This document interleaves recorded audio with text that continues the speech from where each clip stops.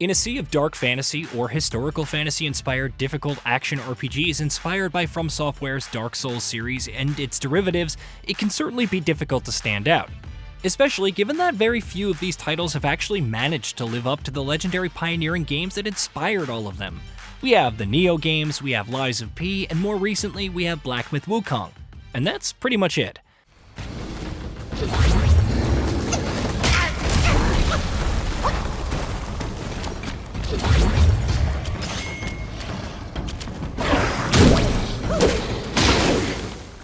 While all other games of that ilk have their own merits, they all also come with their own sets of caveats and jank that keep them from achieving the sort of greatness that the best examples of the game style can deliver on.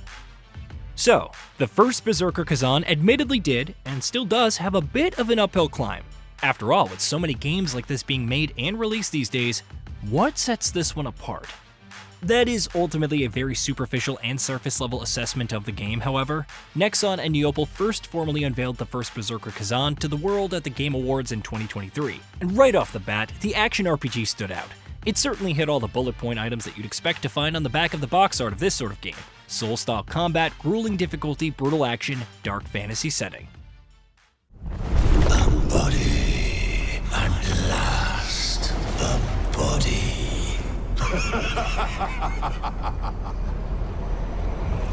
This one we like.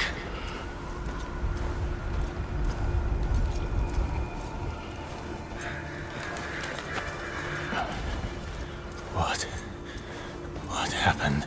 But then, there were things about it that weren't like other similar games. Things that have only become more clear with each subsequent showing that the game has had, and its absolutely gorgeous art style, which makes it look like a graphic novel in motion and makes it pop, and which instantly stood out. And of course, there is the emphasis on storytelling, with the premise being a flashy, revenge-filled story. The first Berserker Khazan's commitment to its strong storytelling is clear in the more cinematic bent the game clearly seems to imbibe, and increasingly, it seems like the story and storytelling side of the game may be strong enough to be a selling point all its own.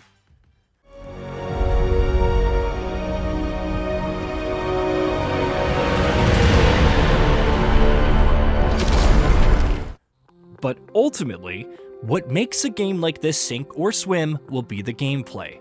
The prettiest art style or greatest story in the world won't be able to compensate for clumsy controls or poorly designed encounters, after all. And on this front too, the first Berserker Khazan has distinguished itself more and more with each showing.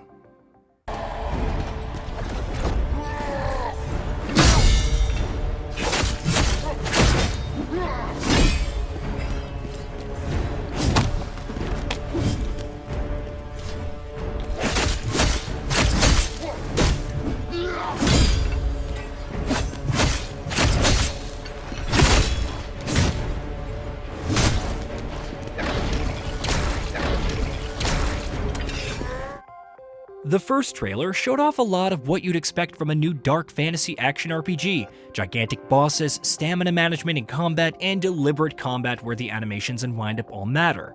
It's the showings since then that have really fleshed things out though, particularly when it's been clear exactly how much like the Souls game the first Berserker Khazan will not be. Don't misunderstand. You will still be saving and leveling up at bonfire-style checkpoints. You will still be using currency to level up attributes. Enemies will respawn every time you rest. If you die, you will have to go and collect all of your lost experience and currency, and enemies will hit hard and will punish you for playing carelessly. That's all very Souls. But, for example, you have a whole skill tree.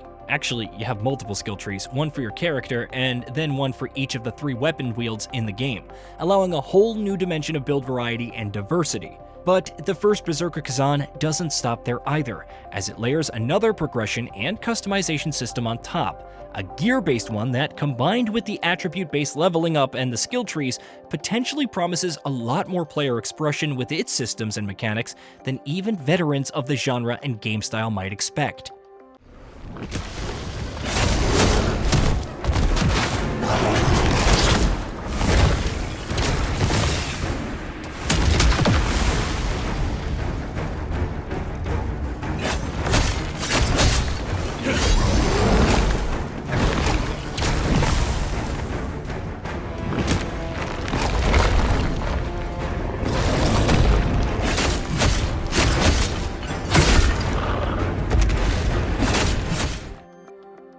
in and of itself. All of that is enough to put the game on a lot of people's radars. What can really sell everyone else on the game, however, and bring them on board is once they get to play it and they realize how much the game appeals to them. Games such as Lies of P and Black Myth Wukong are titles where the strong player sentiment and word of mouth were certainly crucial in their driving success, not just initially but well after launch, when the game still continued to perform strongly and add to their sales totals. The first Berserker Khazan has given itself a leg up here too. A demo for the game was released in January of 2025, and it's become clear to anyone who's played it that Neopal and Nexon are onto something here. The controls are incredibly responsive and tight, and the combat has a stylistic and exaggerated flair, owing to the stylized aesthetic, that greatly elevates the flow and pacing of encounters. The visual style really does help here, intrinsically elevating the game feel thanks to the way the animations make each action flow into each other, from walking, running, jumping, lunging, slashing, dodging, rolling, and more, and all while maintaining that distinctive stylistic flair that we mentioned earlier. The demo has made it clear that the narrative focus isn't just marketing. At least based on the demo, it is something that the game is taking seriously, and hopefully we can get a satisfying story out of this game that can be understood without having to look up online wikis and fan theory videos on YouTube. Even lore and their hunters may have a lot to chew on, however, since the game is actually set in Nexon's DNF universe, so it theoretically has a lot of lore and narrative context to draw from and frame itself against. Thanks to promising pre-launch showings and strong reception from those who have gotten a taste of the game courtesy of its demo release in January, many have high expectations for the game.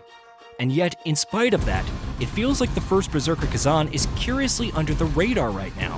While in the games industry you can never look at any game as an absolute sure bet, based on everything that we've seen of it so far, it does look like the first Berserker Khazan is taking promising shape, and may very well end up delivering a solid, core action RPG experience.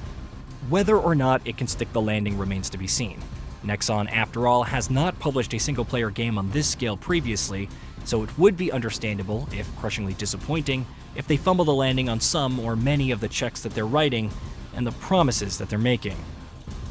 But, at least for now, they have our attention. Let's see if the final game ends up substantiating it. At the risk of sounding like a broken record, what we have seen in the lead up to its final release gives reason to be optimistic, to say the very